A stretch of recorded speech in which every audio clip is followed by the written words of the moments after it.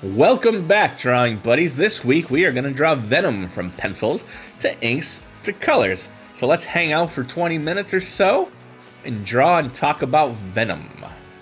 Venom's first appearance, and this is going to be mildly controversial, but I'm not the only one who thinks this, but his first appearance is Amazing Spider-Man number 299, not 300.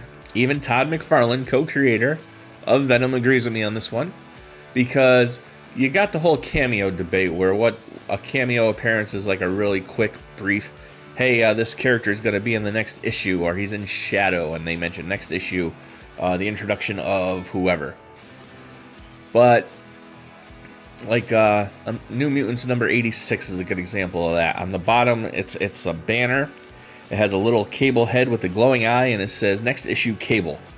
And then the next issue, Cable shows up, and it's all about Cable. Now, Amazing Spider-Man 299, Venom appears on 2 full pages. He comes out of the shadows. He first looks like Spider-Man, then you see the smile. He scares the crap out of Mary Jane. He says something I don't remember. I haven't read the book in a while. And then the last page is a pinup of Venom, basically saying, I'm going to mess up Spider-Man. And then, next issue, Venom shows up, terrorizes Mary Jane. He terrorizes her to the point where she will not let Peter wear the black suit anymore, but we'll get to that in a second. So 2 full pages, and speaking is a lot more than a cameo. Sorry. And like I said, Todd McFarlane, if you ask him, he'll tell you he doesn't know where the 300 thing started. But somewhere along the line, 300 became considered Venom's first appearance, and 299 was considered a cameo. So I don't know. But I'm just a guy on the internet who draws pictures, so I'm not going to affect the collecting community at all. And it's the same thing with Wolverine. His first appearance, in my opinion, and it used to be canon, because if you buy like the old Marvel Universe books, or you look up things from the 80s that say, hey, Wolverine's first appearance, it'll say Incredible Hulk 180. Then the collecting community decided that 181 has a nicer cover. And it does. It has a much cooler cover. The whole book's about Wolverine fighting Hulk in the Wendigo. But in 180, he got a full panel, a full body shot. He talks. And that's a full appearance. I'm sorry. It just is. Because I wish I could think of an example. But my mind is blanking. Because sometimes that is considered a full appearance. But I think somewhere along the line, some collector had a bunch of Hulk 181s, and they had influence, so they made that Wolverine's first appearance. Like, there was a long time, the first appearance, Silver Surfer, this isn't getting into the weeds on cameos and stuff, is Fantastic Four number 48. But for a long, long time, if you had a high-grade copy of Fantastic Four 48, it was worth less than a high-grade copy of Fantastic Four 49. And that's because Mile High Comics, they're this giant comic shop out in, I don't even know where the hell they are. I want to say Colorado, but don't quote me on that. And they buy huge collections. And sometime in the 70s, I think, or early 80s, they came across like a pallet full of unopened Fantastic Four number 48. First appearance Silver Surfer. Might have been a case, it might have been a pallet, but they were selling them cheap and blowing them out because they had to pay for this collection. Nowadays they wouldn't do that. Their store prices are ridiculous. But so there was a flood in the market of Fantastic Four 48s, and there wasn't of the 49. So I think even when they started grading books initially in the early 2000s, I think it started, maybe the late 90s. Fantastic Four number 49 in high grade was worth more than Fantastic Four 48, even though 48 is the first appearance of Silver Surfer and Galactus, although they say 49 is the first full Galactus. I haven't read them in a while, so I won't put my foot in my mouth on that one. Gambit, another example of weird first appearances. Everybody says X-Men 266 is Gambit's first appearance, but it's really X-Men Annual, I want to say 14. And chronologically, X-Men 266 takes place before the X-Men Annual 14, but the X-Men Annual 14 came out first. And it's not like even a one-page thing like Wolverine, where you could kind of say, all right. But Gambit is on like 8 pages. You know, he talks to other characters. He's part of the story. He's not a huge part of the story. He's more of a background character. But he's in that whole book. But, again, the community decided that his first appearance was going to be 266. Because he's on the cover, and the story's about him and fighting Storm, who I believe was somehow de-aged to like 12 or 13 years old. So he's helping her find the X-Men, so she get put back to normal and stuff. But yeah, so it's not really cameo versus first appearance sometimes. It's more like the influencers versus common sense kind of thing sometimes. Like, there's a bunch of indie books blowing up right now that I'm not going to start naming them. And some of them are really good. But they're only blowing up because interweb people are hyping them and getting people excited to buy them. Not because they're rare or they're super valuable. It's just... Oh! Pencils are done. It is now time to ink Venom. I really should get into the drawing here. Let's stop talking about first appearances. I might go back to it later, though, because it's something that irks me. And Venom is an example of it. But anyway, this Venom, I love it. And I'm glad I decided to draw Venom this week. But I drew 3 Venoms before I settled on this one. I drew one in a similar pose, but it's not straight on. It's more 3/4. And he's got both his hands crouched, and he's kind of like on a pole, because I want to draw Spider-Man that way. And it looked cool, but it wasn't very scary. It was more like early McFarlane Happy Venom. And like, all right, it's cool. I even got so far as to ink Venom, and I was about to start working on the back, and I'm like, nah, this just doesn't have any scary factor to it. And Venom should be a big, scary brute. And then I'm like, I'll do a profile shot. Mouth open, huge hung, snake-like. Oh, scary, right?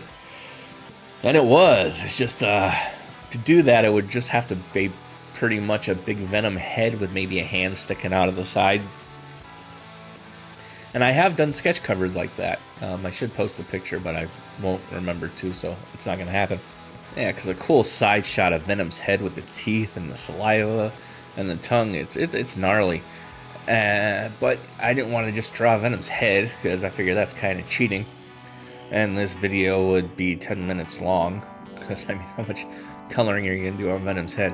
At least the way I color things. So I said, all right. Like yesterday, well, the day before yesterday, I got this done under the wire. I said, all right, we're just going to sit down, watch some TV, and bang out a final Venom, and whatever happens, happens. And I sketched this out super quick. I'm like, oh, this is nice. I like this. This should have been my first Venom. And penciling him and inking him and coloring him just flew by. I actually went with the slower playback on this one, just so it wasn't a 15-minute video. Because it's Venom, and Venom's cool. I also wanted to have enough footage to get through the week of shorts. Now, I don't know a lot about modern Venom, the whole King in Black, and I guess now Venom, the symbiote's attached to Mary Jane for some reason. So she's Venom.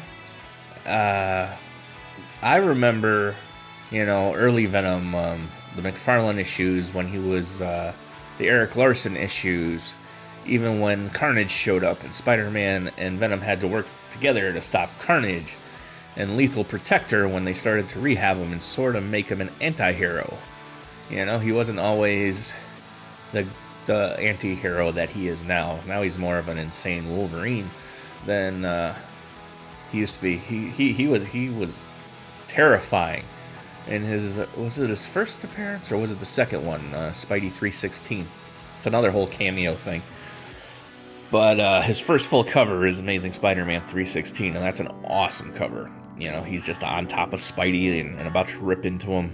And it's McFarlane at his best, really.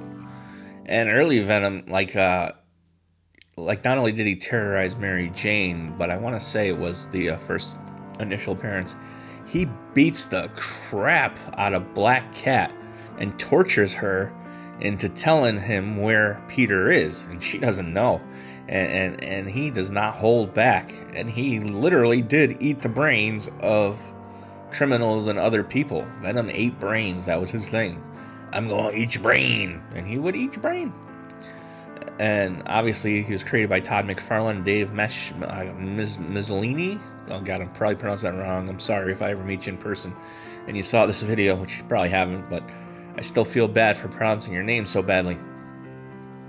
And then after McFarlane, I think he only made a few appearances. He made the 298, 299. Well, he was in... Eddie Brock was in 298 too. And then he was in 315, 16, and a little bit in 17. And that was it for McFarlane drawing Venom. And then Eric Larson took over, and he pretty much amped Venom's look to like a 10. He made the tongue super long, and he made the teeth all sharp and gnarly. And I kind of do a combination of the McFarlane-Larson Venom, I think, because those are the two that I grew up with. And I remember when Larson and McFarlane left, and, you know, Larson went to do Savage Dragon for Image, and McFarlane obviously Spawn. And then Mark Bagley started drawing Spider-Man. And I love Mark Bagley's work, I do. His New Warriors, I read that like it was my job growing up. I was a big Speedball fan. 2 books I always buy when I see them is Daredevil 254, the first appearance of Typhoid Mary. And there's an Amazing Spider-Man annual, I forgot the number, but it's the first appearance of Speedball. And I always buy that when I see it if it's like a couple bucks or cheap. I mean, it's not an expensive book. It's the first appearance of Speedball, for Christmas sakes. But I always buy that book. And Mark Bagley took over Spider-Man, and I was like, oh, his work is really good, and it's really clean, and it's really solid. And a lot of people think of him as their Spider-Man artist. But nah, after McFarlane and Larson, it's just like, oh, man. I thought they were going to go somebody crazier than Larson, because McFarlane was nuts, and he did the spaghetti webbing, and he did Venom, and he made things gnarly, and he like put like 2 panels on a page because he didn't care. And then Larson came in, he did a lot more panels, but he was very cartoony and very free and very open. And then they went with Bagley, who kind of went back to the John Romita style of Spider-Man. He toned it down, he made it more grounded again, and it's like, oh man, that stinks. But I did love the issues, and one of those is Amazing Spider-Man 361, and that's the first appearance of Carnage. That one, there's no cameo thing. I mean, there's first appearance of Cletus Cassidy, the guy who becomes Carnage in another issue, and then there's one where Eddie Brock gets out of jail and he leaves a little piece of symbiote goo on the cell, and that's what attaches itself to Cletus Cassidy to become Carnage. And since Venom was so popular, they wanted to cash in on this, so they made Carnage. Whoop! Inks are done. It is now time to color Venom. The colors on Venom, they're not that much to him, really, because he's all black. So I basically just had to throw in some blue and some red and some highlights. I decided he needed some dirty texture to him, so I went digging through my True Grit pencil packs and pen packs and went through all the different papers that it comes with, because I don't have a paper pack. I really should just get a paper texture pack. But I keep not getting one because, I don't know, I'm lazy or cheap or both. And I also, not related to Venom, was looking at the Facebooks today before I came to do this voiceover. And I am doing Free Comic Book Day at a local comic shop in Waterbury. Well, actually it's Oakville, or Watertown, or Waterbury, whatever they want to call it. There's these little burb things, and they all intersect in this one area.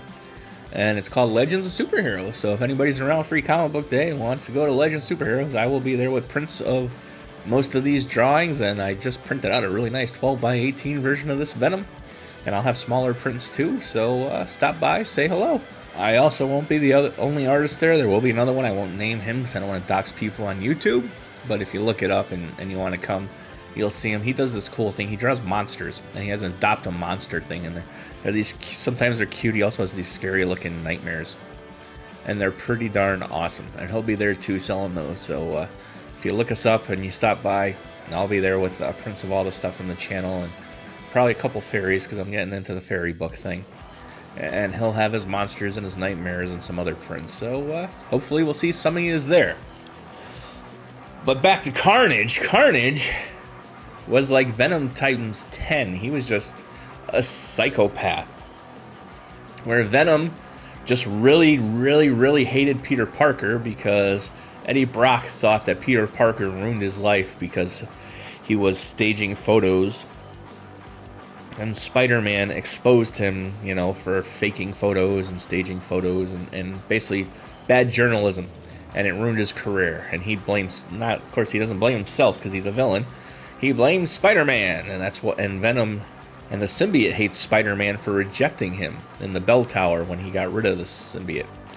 So they kind of make the perfect pairing of a we hate Spider-Man group and they go after him. I mean, actually, you could probably go back and say the first appearance of Venom is Secret Wars number 8. Because that's when Peter Parker gets the alien suit. They show the origin of it. Where they're on Battle World, and the Beyonder put him there because he wants them all to fight or something. I don't remember. I haven't read Secret Wars in forever. And when their suits get damaged, they go into this room, and there's a machine that makes new super suits for the heroes. And Peter Parker's, his suit gets all messed up, so he goes in there and he reaches into a box, and instead of a super suit getting made for him, this black goo crawls all over him and turns into, you know, a black version of the Spider-Man suit. And that is technically Venom. That's the symbiote. Venom is the symbiote, not Eddie Brock. Well, I guess no, because now that Mary Jane is Venom and other people have been Venom, including Flash Thompson. So the symbiote is Venom bonded to a host. It doesn't matter who the host is, so it doesn't have to be Eddie Brock. Now I'm getting all kinds of crazy with first appearances for Venom. But yeah, he was so popular, they made the son of Venom, basically, Cletus Cassidy. So Eddie Brock left a little piece of Venom behind on a prison bar, I guess a little spawn, and that crawled onto Cletus Cassidy. And Cletus Cassidy, he's a psychopath. He is just a mass murderer. He hates everybody, not just Peter Parker. And Carnage, and the symbiote bonded to him, the new one, and made Carnage. And Carnage is stronger, and he makes like weapons and stuff out of his goo and axes and sharp things that he throws around. And he's nasty. And it takes Venom and Spider-Man to stop Carnage in the initial appearances. And then I guess Brian Michael Bendis, when he was writing his Avengers run in the 2010s, or was it the early 2000s? I forgot what years. I was picking those up because I liked the look of the team. It was going to be Wolverine, and Ronin was going to be Daredevil, but then they switched all that up because it leaked, and, you know, it was looking like a cool team. The Sentry was on the team. And they're putting the team together, and it took like 10 issues to put the team together. It was so slow. Michael Bendis, I'm sorry, man, but your writing is too slow for me. I'm not smart enough to get what you're putting down. And when they get to the Supermax prison, because they need the Sentry's help, they break out the Sentry, and the first thing the Sentry does is fly into Carnage's cell, fly him into space, and rip him in half and just leave him floating around the Earth.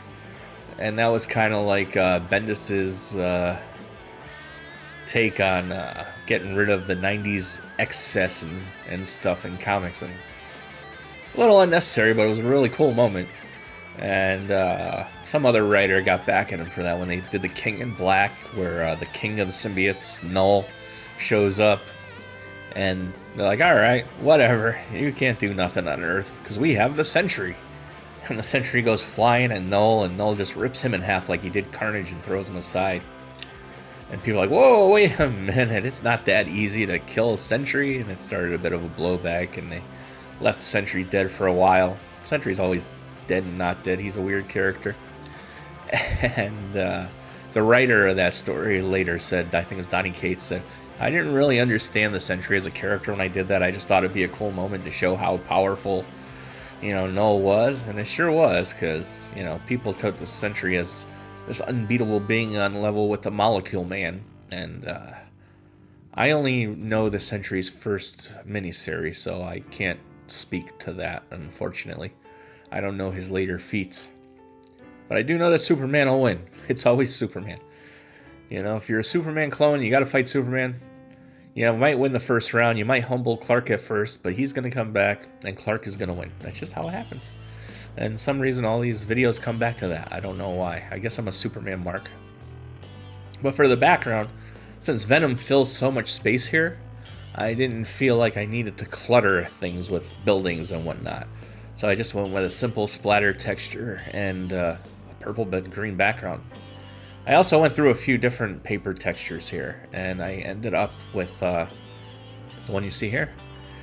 And of course, the end, I realized I didn't get any spittle or splatter on Venom, so we had to add that because, you know, what's a tongue without some moisture to it? I know a lot of people don't like the term moist, but you know, you need that as a finishing touch on Venom. So I just went in here with like it's a light blue, but it looks kind of yellow because I'm drawing underneath the paper texture. And other than that, that's pretty much it for Venom. I mean, it took me 4 tries, but we finally got one that I liked. So, more spattle. So Venom is pretty much done. So I'd like to thank you all for stopping by. Like, subscribe, and all that fun stuff. Come back next week. We're definitely going to put out that engine drawing if you're a fan of Gachikata, I believe is how you say it.